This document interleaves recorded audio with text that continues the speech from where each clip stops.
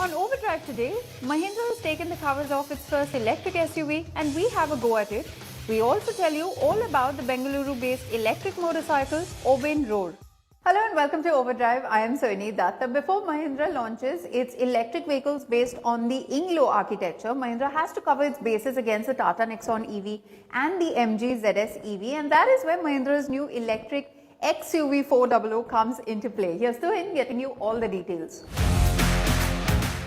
Now we already know what Mahindra's big EV push will look like with the concepts based on the Inglo architecture. But the first of those EV SUVs is still 2 years away. So in the meantime, we have this, the Mahindra XUV 400, which as the name suggests is the electrified version of the XUV 300, and will take on the likes of the Nexon EV Max and the ZS EV. As you can see from the copper highlights, that it's part of the XUV family of Mahindra SUV. So you have this copper Twin Peaks logo and these X motifs throughout the frontal fascia of the car. Of course, there's no grille anymore. And this has become a bit more angular. And again, those copper highlights, they are a recurring theme throughout the car. Now, the headlamp cluster is the same as in the XUV 300, but you see that there are no front fog lamps anymore. Now, coming to the side, you notice a different design for the alloy wheels, although the tires are the same size as before. And again, you have a really bright sort of vibrant shade of color, like these grays and these blues and blacks. And they all seem to work quite well with these copper highlights. And another big change, the XUV 400 is not exactly the same dimensions as the XUV 300. It's 200 mm longer, as you can see from this section. So the slightly ungainly rear that the XUV 300 was quite criticized of is gone now. It's a much more proportionate look now, especially when you view it from this angle.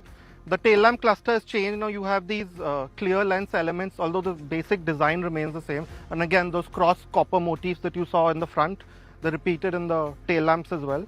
The boot itself is much larger now. That was another sort of complaint with the XUV 300, that the boot wasn't quite as large, but as you can see, it's large.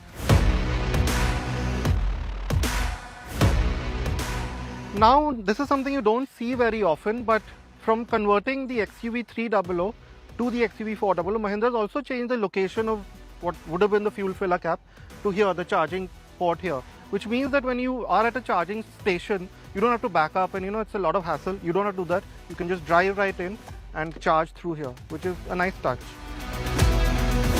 Now the XUV 400 is powered by a 39.4 kilowatt hour lithium ion battery pack. It's IP67 rated, which means you have some level of dust and water protection. As for charging the XUV 400, you have three options as usual. You can use a DC fast charger, which will charge the battery to up to 80% in half an hour. Or you can put up an AC wall box at your home, which charges it in a relatively quick 6.5 hours. Or of course, if you're stranded somewhere, you don't have access to any of those, you can still charge it from a 3-pin socket, which is a good option to have, but that'll still take you about 13 hours.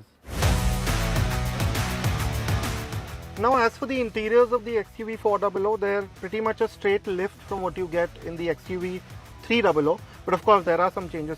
To start with, you have this all black shade, which looks nicer, at least in our books, than the sort of plain beige and black that you have in the combustion engine version.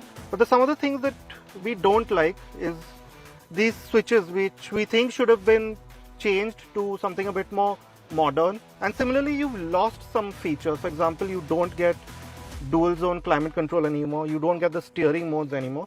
But that said, the XUV 400 is still reasonably well equipped. You get auto headlamps, you get 7-inch touchscreen, you get height adjustable seats, a sunroof. But aside from that, the XUV 300 is one of the larger cars in this segment, and that continues unchanged even here.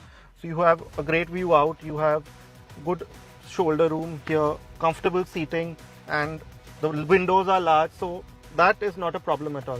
Now coming back to the features, we also would have liked maybe a digital instrument cluster, with EVs and the buyers of EVs being so technologically savvy. That could have been an addition. And this touchscreen is an older unit, so maybe that could have been updated. You have the same pretty decent quality of plastics. There aren't too many soft surfaces aside from the common touch points, such as this bit here, this bit here. But you have this nice sort of weave to the steering wheel, this grip. The buttons, maybe they look a bit dull because they are the same color as the rest of the cabin, but they feel and function well enough. But probably the nicest bit of the XUV 400's cabin is this new gear shifter. It looks like it's from a much more expensive car. Feels nice to grip. It's got a rubberized feel to it. And as you can see, it functions with a nice click as well, and you can choose pretty much everything from here. Now, if you are a family who's looking for an EV, then the XUV 400 should definitely be on your radar, simply because of the amount of space that it offers. It's significantly larger, at least on initial impression, than the Nexon EV. So you have, as you can see, quite a bit of legroom. Headroom is great, especially with the scooped out roof. You have this wide bench, so 3 abreast is not going to be an issue, especially if the third passenger is a child.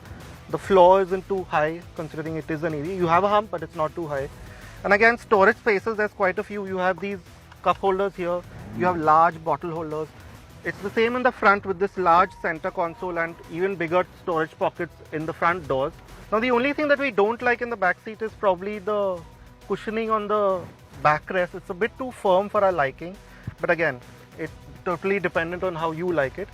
Now, the XUV 300 is a 5-star rated car in terms of safety, and I think that should carry over to a large extent in the XUV 400.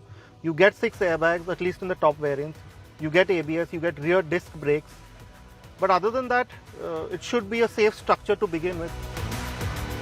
While styling, of course, is personal preference, you shouldn't feel shortchanged when it comes to the driving range of an electric vehicle. More on that after this very short break.